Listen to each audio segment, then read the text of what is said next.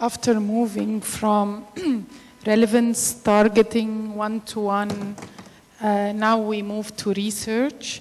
We're having Georges Mikaelian from Nielsen, who's going to tell us more about the MENA region, about clients. Georges is the client director for the MENA region for Nielsen. Please welcome Georges.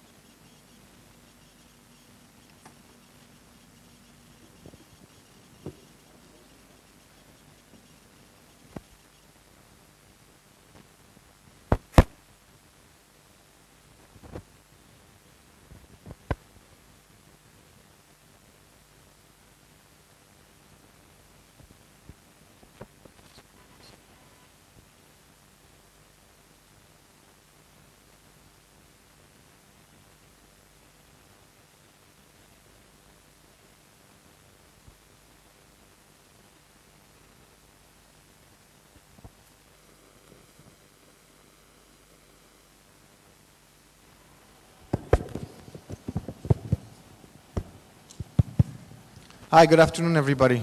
How's everyone feeling today? Good? Yes? Come on, give me a bit of energy. Yeah, we're feeling good? Okay, good. I don't want you sleeping while I'm presenting. That's all I'm trying to ensure at the end of the day. Okay, anyway, as I was introduced, my name is Georges Mikaelian. I work for a company called Nielsen. I look after media pretty much across the region. I'm here to talk to you about something quite specific. It's about social media, which is a buzzword these days. It's picking up, it's growing, and we all know it. But it's really more specific than that, which is social media and how social media can help with CRM, or customer relationship management. Okay?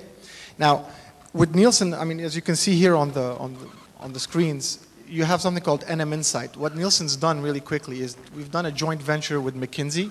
And the reason we've done that is ultimately Nielsen has the tools to measure, and McKinsey basically is an expert at, giving digital marketing insights. So we thought the two is a good combination, and ultimately that's how we kind of provide insights to our clients, by marrying the two companies. Okay, so moving ahead.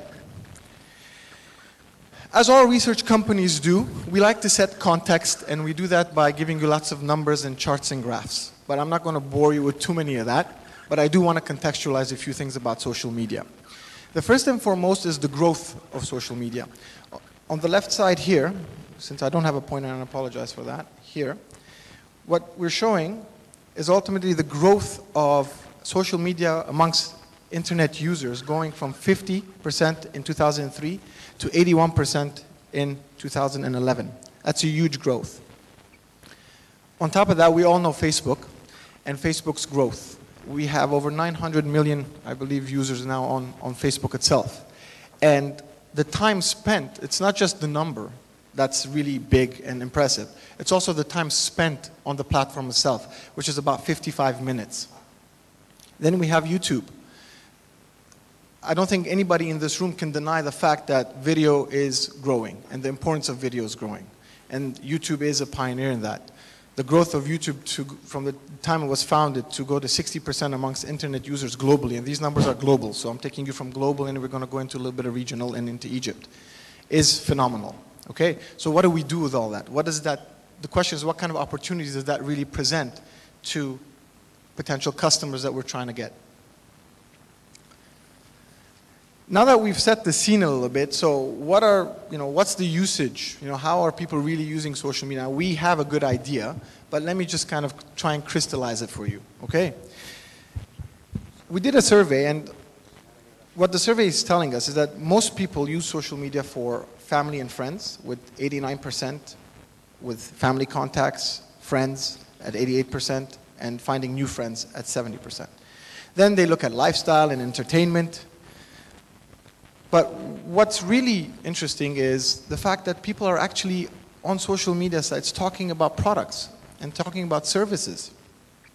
And every time a customer or a consumer talks about it, we all know it can get amplified extensively. So we've moved away from the traditional marketing scenarios. You're no longer really sheltered. You're actually, as a brand today, as a company, if you're venturing into the marketing world and you have an online marketing, you're exposed and you will be vulnerable at some stage. So what do you do and how do you handle it? And that's one of the things we're going to talk about today. Some more statistics coming back to the Middle East region. In the Arab world, we have about 27 million users of Facebook. And Facebook is the biggest that we're talking. So we're basically going to talk more a little bit about Facebook than anything else. 36% of those, Facebook penetration is 36% of the total users within the MENA region, which is a huge number. We have 36,000 new Facebook users every single day. 44% log in at least once a day, and 75 at least once a month.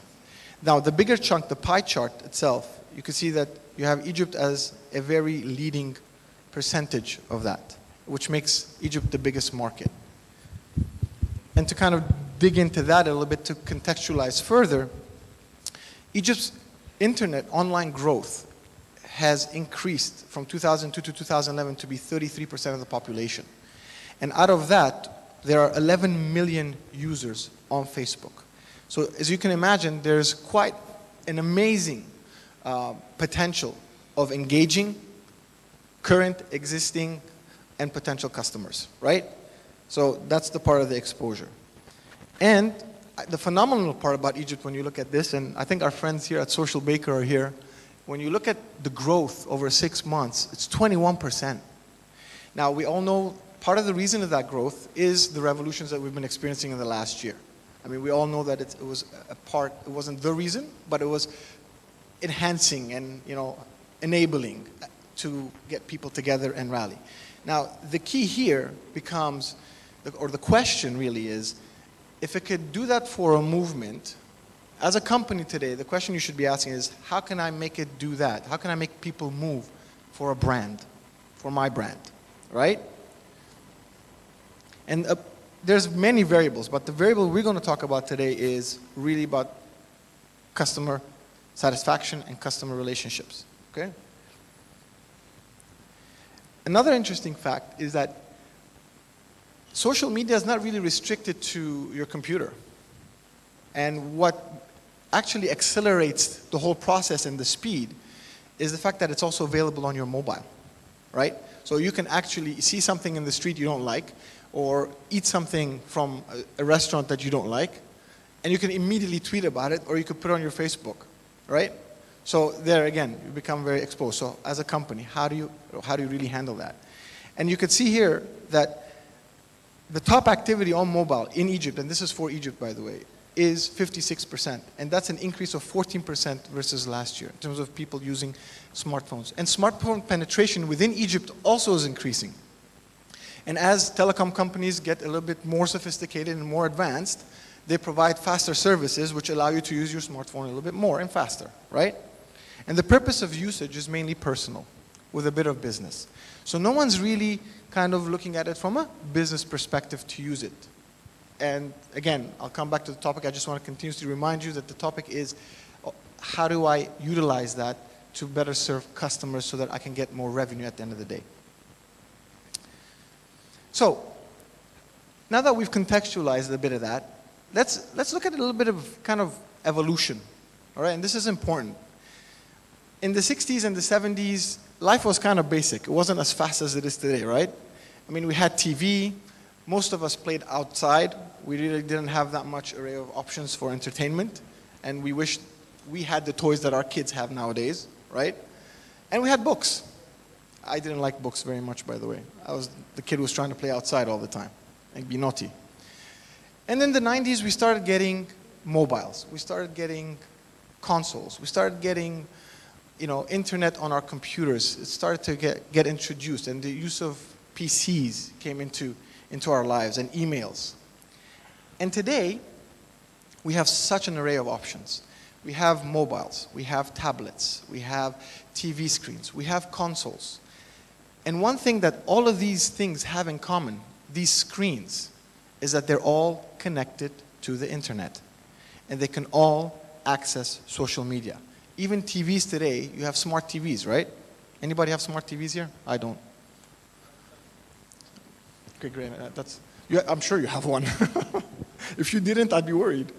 So smart TVs themselves are trying to kind of, as Samsung will probably tell you, the gentleman here, they're trying to kind of adapt to that technology and see how they can use it to their benefit to give them an edge, right? So what does that mean to me, or what does that mean to our customers?